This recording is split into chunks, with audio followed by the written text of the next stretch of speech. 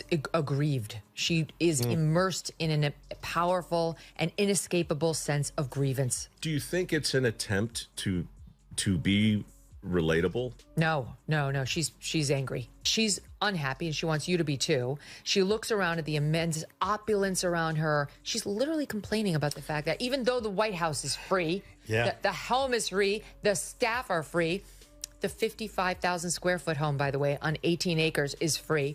But she has to pay for her own food, Mike. Oh, Michelle Obama, the self-declared icon of when they go low, we go high, who then promptly packed her moral compass in a Louis Vuitton tote and boarded the Hypocrisy Express. First stop, the land of condescending elitism. You know, the kind where you build an entire public persona around humility and self-sacrifice. From the comfort of a multi-million-dollar estate with a private chef who probably irons your cake. These things. And she wants to turn it all into a thing about skin color, about when people see her as, yes, bitter and yes, often angry. But what I just said is kind of just depressed and dark about most subjects. Whenever she's talking, she's down. She's negative.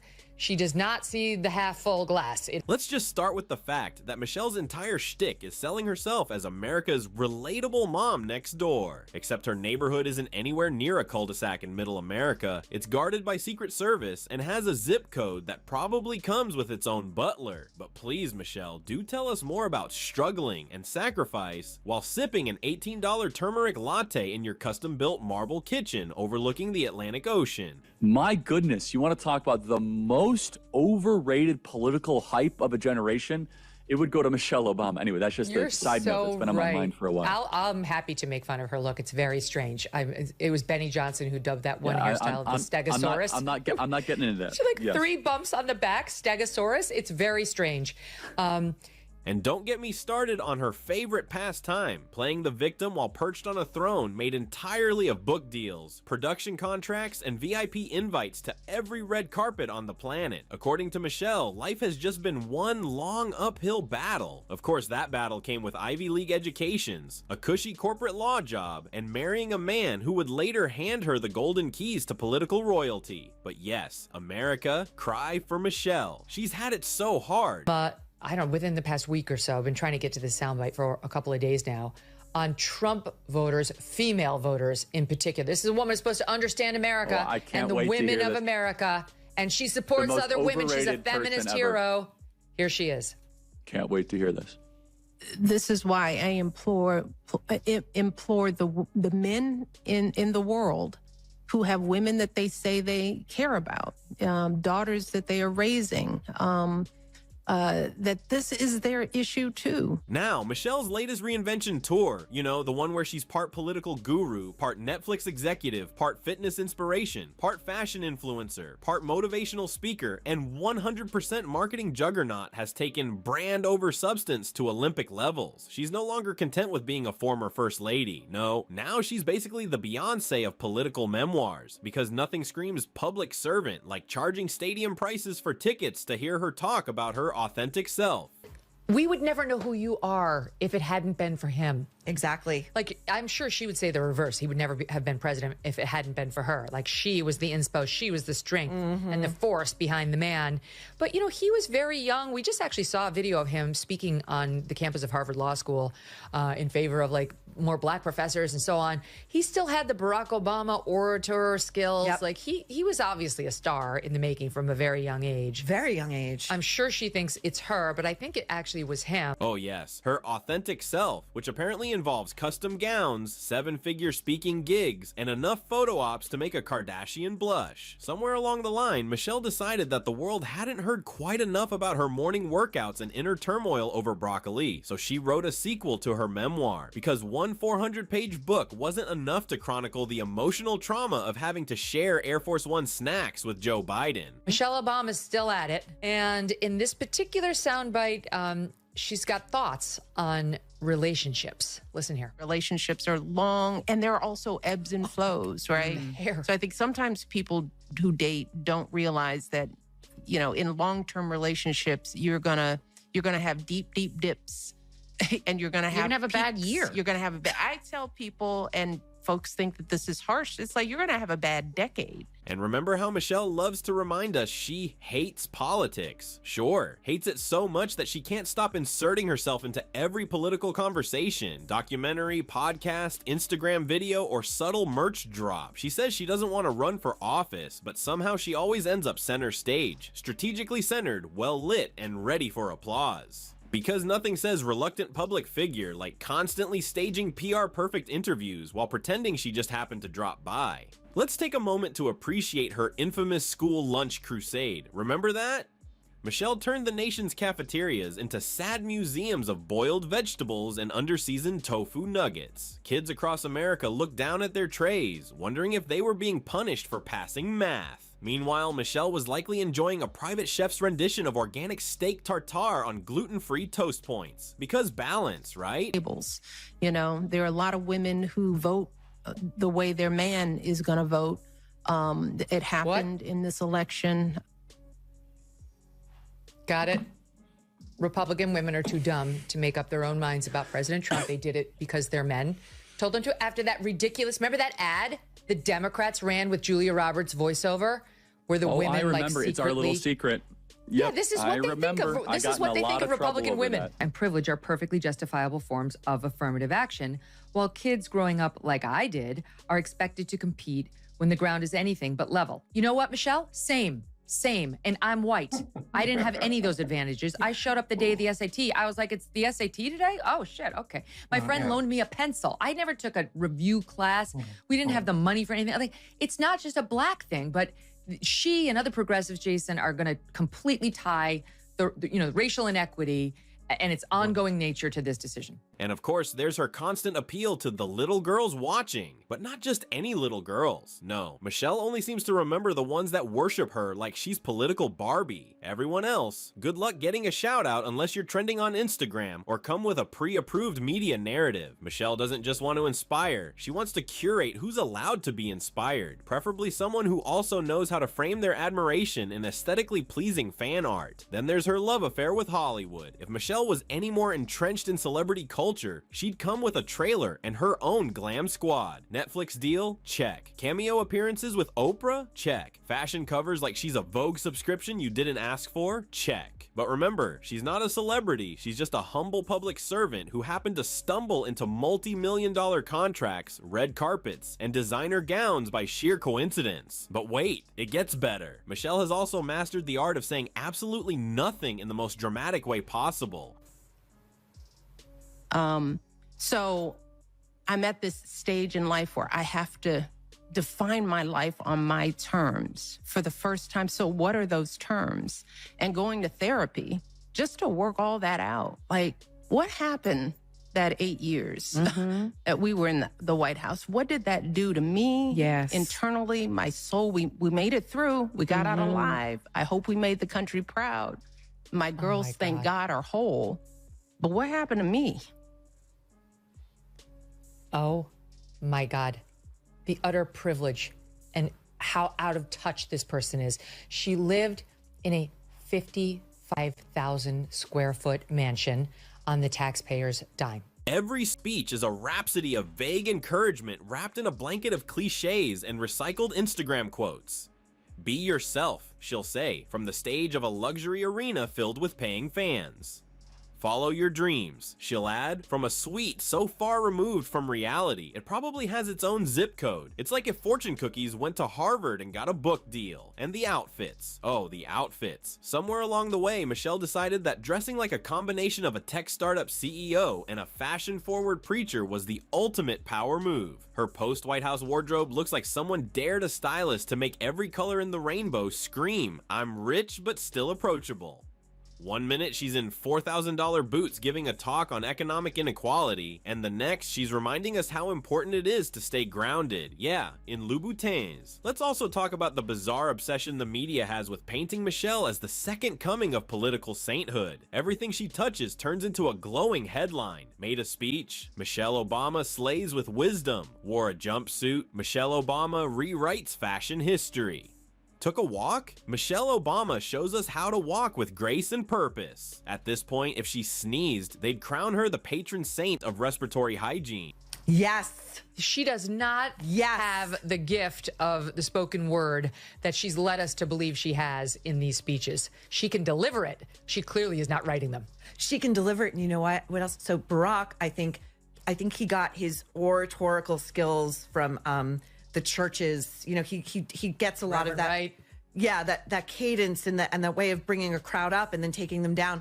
She, I think, prior to Harvey in The Clink, I think he was hooking her up with like the Meryl Streeps or her acting coach or whoever. Meanwhile, her entire shtick is pretending she doesn't want the attention. "Oh, I'm just living my truth," she whispers demurely, right before signing off on a glossy, high-production documentary about herself. Because nothing says "I'm just a humble public servant" like executive producing a 90-minute cinematic love letter to your own aura. It's the spiritual equivalent of throwing your own surprise party and acting shocked when you walk in.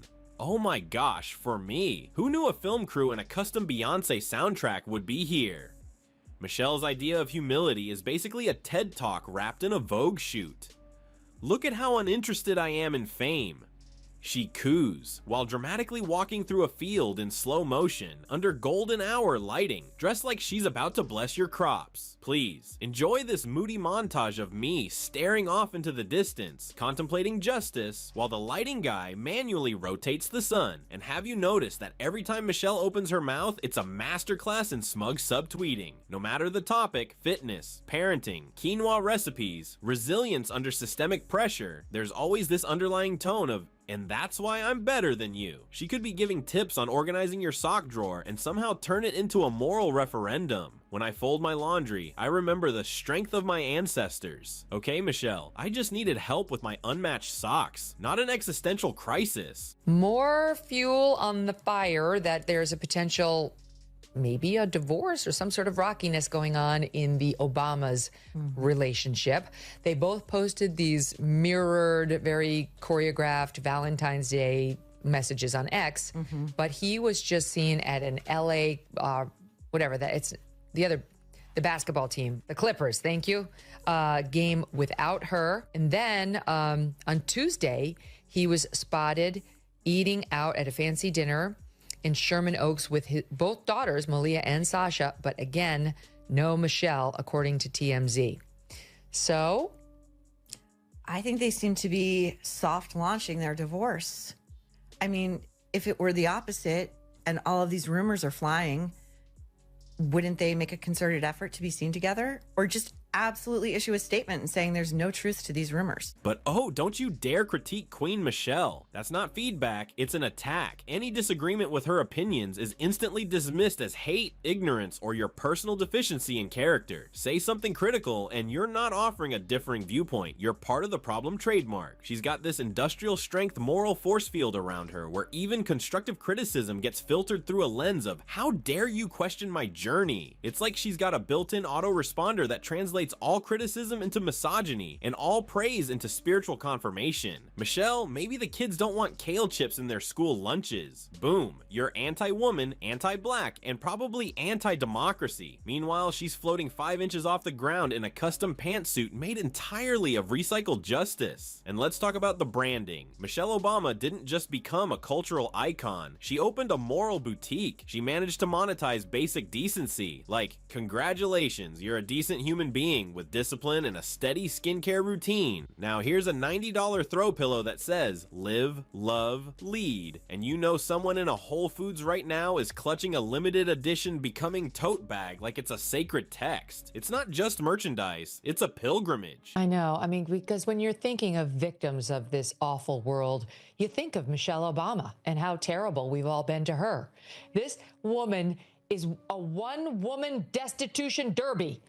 Every time we check in on her at her podcast, she is feeling sorry for herself. She is criticizing Barack Obama or this country. She never has a positive word to say about anything. Somehow, she turned self-help into a spectator sport. You're not just buying a hoodie, you're investing in her moral stock portfolio. She turned trying your best into a business model, selling high-end inspiration to guilt-ridden moms who think buying her book will spiritually cleanse their Amazon history. She's a wellness guru without the incense, a motivational speaker who makes you feel unworthy while smiling at you warmly, and the pièce de résistance, the guilt-driven inspiration complex. Michelle Obama has weaponized aspiration. Her entire aesthetic screams, why haven't you fixed your life yet? She wakes up at 4 a.m. to meditate, do Pilates, write in a gratitude journal, and blend a smoothie made out of hope and spinach. All before you've managed to find your other shoe. You slept in until 8. Wow, guess you don't really love your children. Even her downtime looks exhausting. Just a casual Saturday organizing the community library while mentoring 46 teenage girls and sewing inspirational messages into throw blankets. Meanwhile, you're still Googling how to boil an egg for the 3rd time this week. She's out here building schools and saving democracy, and you're just trying to remember if you fed the dog today. Speaking of people who continue to play the victim even though they're not, here is today's daily dose of Michelle Obama, who has been out there trying to promote her terrible podcast that has absolutely no fan following. And she decided everything she says and does is a complaint. Everything. And so she winds up talking to Tina Knowles, also better known as Beyonce's mother, about marriage and divorce, which is Michelle's favorite topic, one of them at least. Number one is how much she hates her time as first lady. She hated it. And number two, I mean, you could go either way, how racist the country is and how much she can't stand it. And then we're coming in, at least in the top 3, is her negative comments about her husband. And even when Michelle's not trying, she's still trying. Every photo, every post, every quote is curated like a museum exhibit titled Excellence in Every Frame. Her spontaneity is more choreographed than a Beyonce halftime show. You think that candid beach photo was real? That was take 17, and the lighting assistant was nearly swept out to sea. Her Instagram grid probably has a mission statement and a quarterly budget. She is the human version of a lifestyle catalog, sleek, aspirational, and just unattainable enough to make you feel like garbage in your sweatpants. She didn't just reinvent the role of First Lady, she franchised it. Step aside, Martha Stewart, Oprah, make room. Gwyneth, take notes. Michelle's out here turning motivational guilt into a billion-dollar brand while sipping lemon water and blinking slowly at your inadequacy. She's always negative. Everything she says has got a negative spin on it. She's negative about the country. She's negative about her time as first lady. She's very negative about her husband. I fully believe that they have a bad marriage. She did not marry the right person. It's not a good match.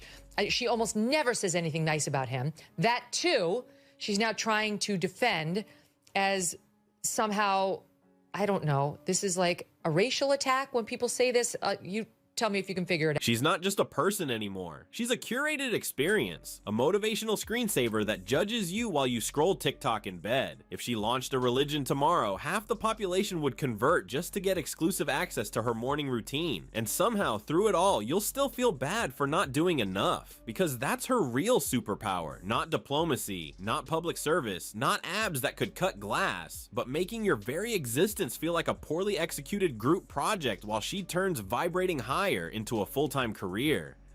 And yet somehow she's still trying to convince us she's just like you, Michelle, unless just like us includes access to private jets, full glam squads, and dinner with Steven Spielberg. We're going to go ahead and say no. You're not just like us. You're a corporation wrapped in inspirational quotes, a motivational poster that learned how to cash checks, a TED Talk with legs. But here's the kicker. Every time someone even dares to call out the absurdity of Michelle's polished performative perfection, her defenders emerge like she's under siege by barbarians. How dare you question the Queen of Kale? Do you not understand she once grew a garden at the White House? Meanwhile, that garden had more press coverage than most natural disasters. At the end of the day, Michelle Obama isn't just selling advice, she's selling aspiration. Not the kind that inspires, but the kind that shames. If you're not doing hot yoga, raising empowered daughters, making kale chips, advocating for social justice, and meditating by candlelight, all while looking like a fashion editor editorial, then what are you even doing with your life? She's turned the idea of having it all into pretending you're just winging it while secretly having a PR team, a glam squad, and a production crew following you around. And the worst part? She does it all with that carefully curated smile that says, "I'm better than you, but I won't say it out loud. I'll just let my book sales, media empire, and glow do the talking." So next time Michelle Obama steps on stage in a gold power suit to tell us about authenticity, just remember, this isn't a speech. It's a brand activation, and the product, a carefully engineered fantasy where Michelle gets to play the underdog while living like royalty. Clap if you want, just don't drink the kale-flavored Kool-Aid.